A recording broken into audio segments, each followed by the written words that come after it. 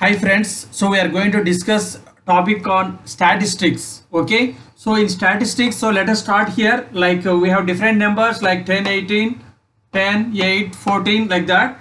So let us try to do addition. 10 plus 18 plus, let us add all the numbers. Then we have total 5 numbers, therefore divide with the number of observations. So we are summing up all the observations and dividing with the number of observations. If we add all these numbers, we will get sum as 60. So we are dividing with 5, therefore we will get 12. So here we are summing up all the values and dividing with the count. So that is called mean or average. Okay, so this is the first one in descriptive statistics. This is the first one. Okay, then there is one more parameter called mode. Mode means it is a repeating or most frequent value. If you take same example, here you can see that 10 is coming 2 times, so more frequently occurring.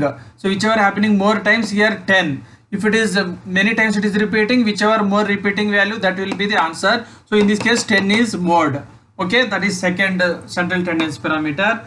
Then third one is median. Median means first we have to put the numbers in ascending order, that is in increasing order. So in this case we have to put in order like 8, then after that 10, 10, then 14, 18 like that. This is most important for median. So we have to keep in increasing order like this. Then we have to take middle value. Okay, so in this case what is middle value? There are 5 numbers, right? Therefore middle value is 10.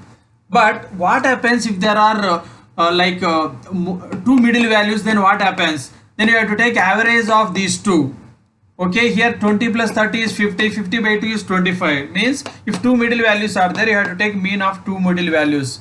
Okay, so we'll see you in the next video. Please subscribe to the channel if it is you are watching first time. Thank you.